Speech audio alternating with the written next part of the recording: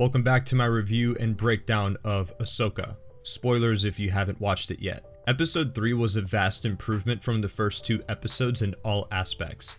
It was unexpected but welcomed. The episode starts off with Ahsoka observing Sabine training with Huyang. Ahsoka gives her some words of wisdom, and Sabine mentions how Huyang told her she'd be the worst candidate for a Jedi, which is true because she's not force sensitive at all. This next scene immediately hooked me on the episode. So Sabine and Ahsoka trained with these wooden sticks, and this whole sequence was directed very nicely. I loved the camera angles and the music that played in the background, and Sabine and Ahsoka actually felt in character this time. This gave me old Master Ahsoka vibes from when she was in Rebels. Rosario is really good at portraying this older and wiser Ahsoka, who's much more experienced and battle-hardened. Natasha did a great job in this scene and the episode. It's so strange because the first 2 episodes were absolutely boring, bland, and soulless. Yet episode 3 here did a whole 180 on how the characters are portrayed. The whole training scene was executed really well in all corners. This was a great start to the episode. It ends with Ahsoka tripping Sabine to the ground, and she says how anger and frustration are quick to give power, and that they also imbalance you, which we've seen play out in Star Wars many times throughout the saga. Ahsoka then tells her to go again. I'm not sure who directed this episode, but this beginning point was so solid and much better than the first 2 episodes for sure. This next scene shows Hera speaking with representatives of the New Republic, including Mon Mothma, which is nice to see her again. Now, this is a small nitpick, but I find it strange that they cast the Rogue One and Andor Mon Mothma actress instead of utilizing deepfake technology for a screen-accurate Mon Mothma during this time period, which is the one we saw briefly in Return of the Jedi, and Ahsoka takes place 5 to 6 years after Episode 6. It's just a bit weird knowing that old Mon Mothma was the one in Return of the Jedi, and then a few years later she's back to being young again, but I understand why. I'm not going to pretend to be oblivious, it's likely due to convenience. Hera talks about how Thrawn is returning and she needs their help. I thought this scene was directed really well because, again, Hera in this scene feels like the same character from Rebels. Her subtle mannerisms and how she speaks in this scene really did her justice. She felt like Hera and didn't come off as bland like in episodes 1 and 2. We then see Jacen Syndulla, which was a neat surprise, and he has this warm moment with Hera, mentioning he wants to be a Jedi, which I hope pays off in the future. I think an adult Jacen Syndulla fully trained and part of Luke's Jedi Academy would be very cool to see. But that could also mean he would die when Kylo sacks it, so I'm not sure if he will be a Jedi in Luke's Jedi Academy or just a solo Jedi, kind of like Ahsoka.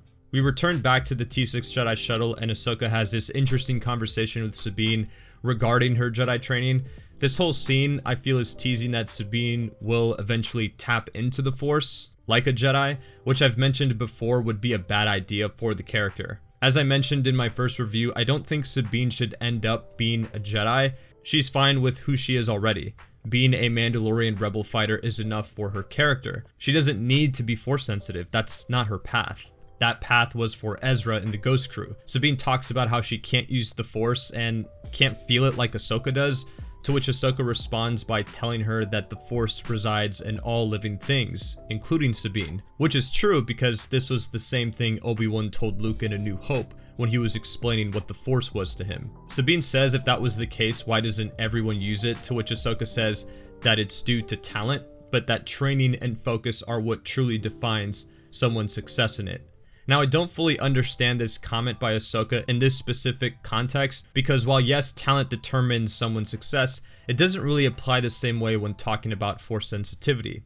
From my understanding, you have to reach a certain threshold of midichlorians to be able to tap into that minimum force level to be able to train as an actual force user like a Jedi, which is why not everyone can be a Jedi, because they lack the M count to tap into that frequency, no matter how big or small. Given that Huyang told Sabine she'd be the worst candidate for a Jedi and that the Order wouldn't have accepted her, that pretty much sells that she can't be a Jedi, a force-sensitive one at that.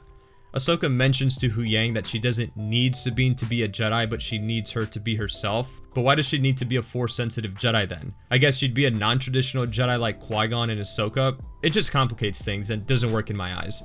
Sabine should just be the Mandalorian rebel fighter we know her to be. That's who she is. Again, her being a Jedi out of nowhere is just completely random because it's not earned. The issue too with the whole "the Force is in all of us and anyone can use it" defeats the idea of Jedi being special, because you have to have a certain M count to be able to train in the Jedi arts.